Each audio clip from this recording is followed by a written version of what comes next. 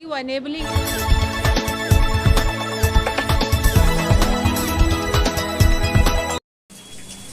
नमस्कार, आप देख रहे हैं गुड डेली न्यूज। बलिया से मानव अधिकार आयोग की सदस्या ने माना कि महिला उत्पीड़न में झूठे मामले दर्ज होते हैं, जिसमें दर्ज कराने वाले में परिवार, पुलिस, मित्रगण सभी शामिल रहते हैं।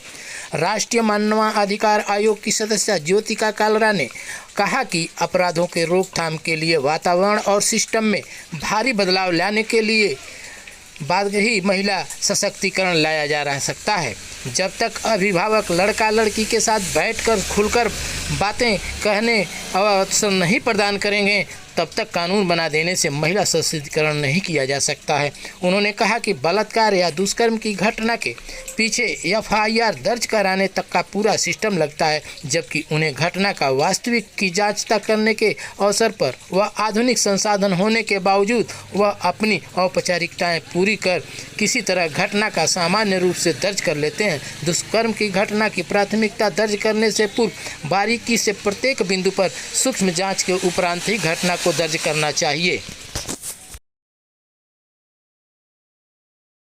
विश्वास के साथ मैं ये प्रॉमिस करूँगी और मैं अपनी बात भी शायद इसी के साथ समाप्त करती हूँ कि सशक्तिकरण बड़े बड़े लोगों को देख के नहीं होगा। हर घर में, हर परिवार में, हर मन में, हर दिमाग में सशक्तिकरण चाहिए, सशक्तिकरण चाहिए और लगातार चाहिए और कभी और करने के लिए जीना पड़ता सशक्तिकरण को, बच्चे के पैदा होने से लेकर और जब तक वो बड़ी होती है, उसकी शिक्षा, उसका काम धाम, उसकी शादी और सब चीज़ें, उसकी शादी के बाद का जीवन, सब चीज़ें ध्यान में रखते हुए और सब चीज़ों पे इन्वेस्टमेंट होनी चाहिए, सब चीज़ों को ध्यान में रखा जाना चाहिए। सशक्तिकरण सिर्फ ऐसे ऊपर से टपक के नहीं आएगा। बच्चे के पैदा होते ही लड़का और लड़की के जन्म में कोई भेदभाव नहीं होना चाहिए। और जैसा मैंने कहा कि जब शादी होती है तो ये नहीं होना चाहिए कि लड़की का पक्ष जो है दहेज लाएगा, शादी पे पूरा खर्च करेगा। शादी लड़का और लड़की दोनों पक्षों को मिलकर करनी चाहिए। और जो मैंने एक संदेश दिया कि जो अंतिम संस्कार होता है, जिन परिवारों में बेटे नहीं होते हैं तो उन बेटियों को अंतिम संस्कार करना चाहिए।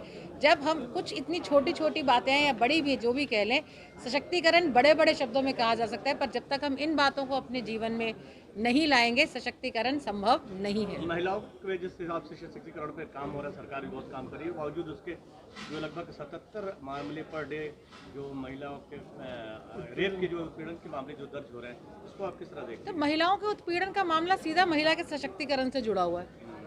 आप जहाँ पे एनेबलिंग एनवायरनमेंट पैदा करते हैं, जहाँ पे पुरुषों को क्या है, आप जब बच्चे पैदा होते हैं, लड़का और लड़की की अलग देखभाल की जाती है, अलग तरह से उनकी परवरिश की जाती है, स्कूल में पढ़ाया जाता है। मैं अभी तेलंगाना में एक को एजुकेशनल हॉस्टल, इंजीनियरिंग हॉस्टल था, लड़कों को अलग बिठाया जाता है, लड़कियों को अलग बिठाया जाता है। मुझे नहीं पता बलिया में कैसा वातावरण रहता होगा।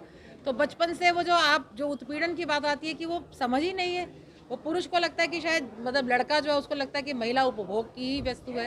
तो बचपन से वो स्कूल में वो जो एक gender equality, gender inclusiveness, gender sensitization, बहुत छोटेपन से good touch, bad touch, school में वो जब शिक्षा दी जाएगी, वो अवेयरनेस आएगी, वो एनेबलिंग एनवायरनमेंट आएंगे, तभी लार्जर उसके ऊपर जो हम कहते हैं जो उत्पीड़न और सब कुछ को रोकने के लिए ऐसे ऐसे स्तर पर कानून है।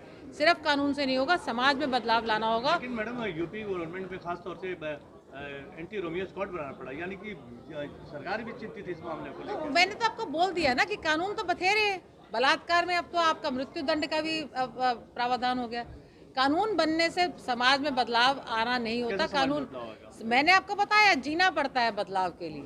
स्कूल में, कॉलेज में, शिक्षा के स्तर पर, घर में लड़के लड़कियों को बिठाकर बात करनी होती है, उनसे बात करनी होती है, सेक्सुअल इश्यूज के ऊपर बात करनी होती है। लड़का ऐसे वातावरण में होना चाहिए कि वो अपनी बात कर सके, लड़कियां बात कर सकें। तो वो सब कुछ हमको उस बारे में बातचीत करनी होगी अगर हम इस समस्या को पूरी तरह से उसको रोकना चाहते हैं। कानून से नहीं रुकेगा ये सिर्फ। तो आप ये कह, दूसरी तरफ जो महिलाओं द्वारा झूठे आंकड़े, वो भी बिल्कुल वो भी दर्ज अरे भैया झूठे मामले होते हैं, इस पे मैं बिल्कुल उसको मैं बिल्कुल नकार नहीं रही। मैं तो खुद मानवाधिकार आयोग के सदस्य हूँ, मेरे सामने मुकदमे आते हैं और मैं उनको देखती हूँ, मैं पाती हूँ कि जब पहले तो वो एनेबलिंग एनवायरनमेंट आएंगे, तभी लार्जर उसके ऊपर जो हम कहते हैं जो उत्पीड़न और सब कुछ को रोकने के लिए ऐसे ऐसे स्तर पर कानून है।